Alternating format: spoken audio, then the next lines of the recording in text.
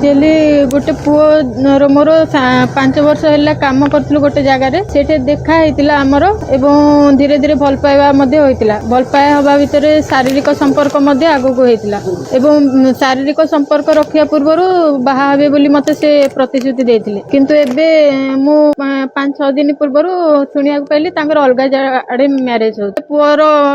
unpleasant रे से मौसी मत थ्रेटनिंग कले जे तू कौन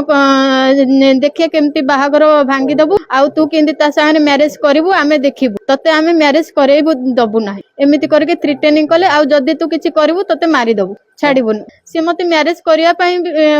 आगु कहिबारु मु आगु को आगेली एबे मते मु को कुळ को हेबी मोर तो सब जिंस मु तांको दे साइलेन ना मो पाखरे दीटा ऑप्शन अछि मरी जीबी आइदर